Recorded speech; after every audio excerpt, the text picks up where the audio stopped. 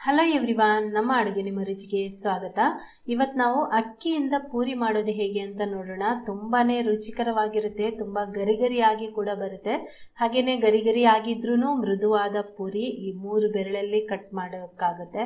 ಅಷ್ಟು ರುಚಿಯಾದ ಒಂದು ಪೂರಿ. ಹಾಗೇನೆ ಸ್ವಲ್ಪನೂ ಎಣ್ಣೆ ಹೀರ್ಕೊಳ್ಳಲ್ಲ. ನೋಡ್ಬೋದು ನೀವು, ಪೂರಿ ನೋಡಿದ್ರೇನೆ ನಿಮಗೆ ಗೊತ್ತಾಗುತ್ತೆ. ಮಾಮೂಲಿ ನಾವು ಗೋಧಿ ಹಿಟ್ಟು ಮೈದಾ ಹಿಟ್ಟಿನಿಂದ ಮಾಡುವಂತಹ ಪೂರಿ ಥರನೇ ಇದೆ. ಖಂಡಿತ ನೀವು ಇದನ್ನು ಟ್ರೈ ಮಾಡಿ. ಬನ್ನಿ ಹಾಗಾದರೆ ಇದನ್ನು ಮಾಡೋದು ಹೇಗೆ ಅಂತ ನೋಡೋಣ. ಅದಕ್ಕಿಂತ ಮುಂಚೆ ನೀವೇನು ನಮ್ಮ ಚಾನಲ್ಗೆ ಸಬ್ಸ್ಕ್ರೈಬ್ ಆಗಲಿಲ್ಲ ಅಂದರೆ ದಯವಿಟ್ಟು ಸಬ್ಸ್ಕ್ರೈಬ್ ಮಾಡ್ಕೊಳ್ಳಿ. ಈಗ ಮೊದಲಿಗೆ ನಾನು 1 ಕಪ್ನಷ್ಟು ಅಕ್ಕಿ ಹಿಟ್ಟನ್ನು ಒಂದು ಪಾತ್ರೆಗೆ ಹಾಕ್ತಾ ಇದ್ದೀನಿ. ನಂತರ ರುಚಿಗೆ ತಕ್ಕಷ್ಟು ಉಪ್ಪನ್ನು ಹಾಕ್ತಾ ಇದ್ದೀನಿ. ಆಮೇಲೆ ನೀರು ಸ್ವಲ್ಪ ಬಿಸಿ ಮಾಡ್ಕೊಂಡಿದ್ದೀನಿ. 1 ಗ್ಲಾಸ್ನಷ್ಟು ಬಿಸಿ ಮಾಡ್ಕೊಂಡಿದ್ದೀನಿ. ಇದಕ್ಕೆ ಒಂದು 3/4 ಗ್ಲಾಸ್ನಷ್ಟು ನೀರು ಸಾಕಾಗಿದೆ. ಸ್ವಲ್ಪನೇ ನೀರನ್ನು ಹಾಕಿ ಕಲಸ್ಕೊಳ್ಬೇಕು. ತಣ್ಣೀರು ಬೇಡ, ಬಿಸಿನೀರನ್ನು ಹಾಕಿ ಕಲಸ್ಕೊಳ್ಳಿ. ಮೈದಾ ಗೋಧಿ ಹಿಟ್ಟಿನ ಪೂರಿ ಮಾಡುವಾಗ ಒಂದು ಉಂಡೆ ಎಷ್ಟು ಹದಕ್ಕೆ ನೀವು ನೀರು ಹಾಕೋತೀವಿ ಅದೇ ಹದಕ್ಕೆ ನೀರು ಹಾಕೊಂಡು ಇದನ್ನ ಉಂಡೆ ಕಟ್ಕೊಳ್ಬೇಕು. ನೋಡಿ, ಎಲ್ಲ ನಾನಿಲ್ಲಿ ಒಂದ್ಸರ್ತಿ ನೀರು ಹಾಕೊಂಡಾದ್ಮೇಲೆ ಈಗ ಇದನ್ನ ಕೈಯಲ್ಲೇ ಕಲಸ್ಕೊಳ್ತಾ ಇದ್ದೀನಿ.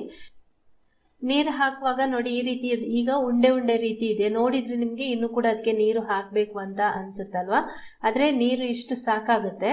ಈಗ ಅದನ್ನ ನಾವು ಉಂಡೆಯಾಗಿ ಕಲಸ್ಕೊಳ್ಳುವಾಗ ಅದು ಕರೆಕ್ಟ್ ಆದ ಹದಕ್ಕೆ ಬರುತ್ತೆ. ಆಮೇಲೆ ಬೇಕಾದ್ರೆ ನೀವು ಸ್ವಲ್ಪ ನೀರು ಹನಿಸ್ಕೊಂಡು ಅದನ್ನ ಕಲಸ್ಕೊಳ್ಬಹುದು.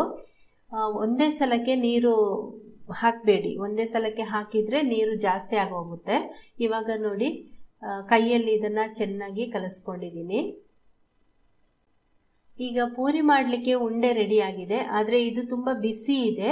ತಣ್ಣಗಾದ್ಮೇಲೆ ನಾವು ಇದರಿಂದ ಪೂರಿಯನ್ನು ಲಟ್ಟಿಸ್ಕೊಳ್ಬೇಕು. ಬಿಸಿ ಇರುವಾಗ ಎಣ್ಣೆಯಲ್ಲಿ ಕಾಯಿಸಬಾರ್ದು. ಹಾಗಾಗಿ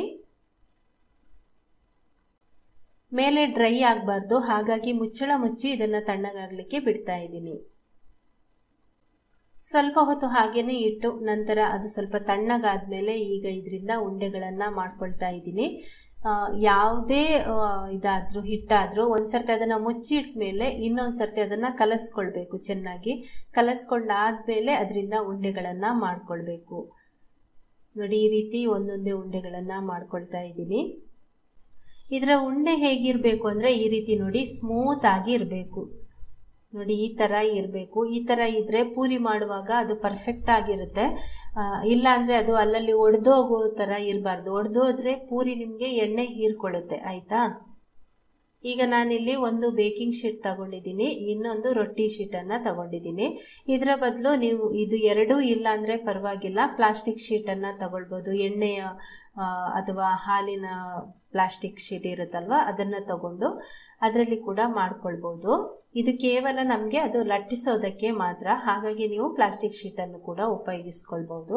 ಇವಾಗ ಇದಕ್ಕೆ ಎರಡಕ್ಕೂ ಕೂಡ ಎಣ್ಣೆ ಹಚ್ಕೊಳ್ಬೇಕು. ಫಸ್ಟ್ ಹಿಟ್ಟು ರೆಡಿ ಮಾಡಿ ತುಂಬ ಹೊತ್ತು ಇದನ್ನು ನೀವು ಹಾಗೇನೆ ಇಟ್ಬಿಟ್ರೆ ಆಗ ನೀವು ಇದು ಪೂರಿ ಲಟ್ಟಿಸುವಾಗ ಉಂಡೆಯನ್ನು ಕೈಯಲ್ಲಿ ಚೆನ್ನಾಗಿ ಅದನ್ನು ಹೊರಳಿಸಿ ನಂತರ ಪೂರಿ ಲಟ್ಟಿಸಬೇಕು. ಆಗ ಅದು ಒಡೆದು ಹೋಗೋದಿಲ್ಲ.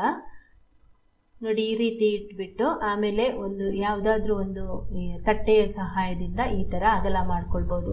ನಿಮ್ಮ ಹತ್ರ ರೊಟ್ಟಿ ಮಿಷಿನ್ ಇದ್ರೆ ಅದರಲ್ಲೇ ನೀವು ಒತ್ಕೊಳ್ಬಹುದು. ನನ್ನ ಹತ್ರ ರೊಟ್ಟಿ ಮಿಷಿನ್ ಇದೆ, ಆದರೆ ಈ ರೀತಿ ತೋರಿಸಿದ್ರೆ ಎಲ್ಲರಿಗೂ ಅದು ಉಪಯೋಗ ಆಗುತ್ತೆ.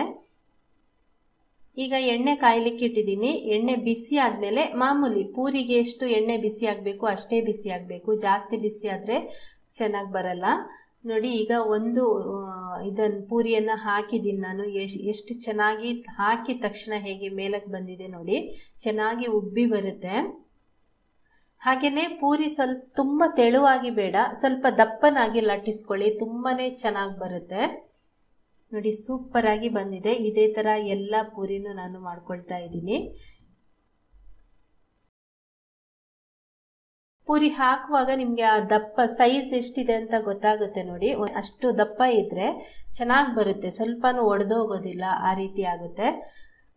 ನೋಡ್ಲಿಕ್ಕೆ ನಿಮಗೆ ಇದು ಇದು ಪಾನಿಪುರಿಯ ಪೂರಿ ತರ ಒಂಥರ ಗಟ್ಟಿ ಇದ್ದ ತರ ಇದೆ. ಹಾಗೇನೆ ನೋಡ್ಲಿಕ್ಕೆ ಹಾಗೆ ಇದೆ, ಆದ್ರೆ ಪೂರಿ ತುಂಬಾನೇ ಸಾಫ್ಟ್ ಆಗಿದೆ. ಆಯ್ತಾ? ಮೈದಾ ಹಿಟ್ಟಲ್ಲಿ ಎಲ್ಲ ಮಾಡ್ತೀವಲ್ವಾ, ಅದೇ ತರ ಇದೆ. ಮತ್ತು ಅದಕ್ಕಿಂತಲೂ ತುಂಬಾ ರುಚಿಯಾಗಿದೆ ಅಂತ ಹೇಳ್ಬೋದು. ಅಕ್ಕಿ ಆಗಿರೋದ್ರಿಂದ ತುಂಬಾ ರುಚಿಯಾಗಿದೆ. ನೋಡಿ ಎಷ್ಟು ಚೆನ್ನಾಗಿದೆ. ಖಂಡಿತ ನೀವು ಮನೆಯಲ್ಲಿ ಟ್ರೈ ಮಾಡಿ.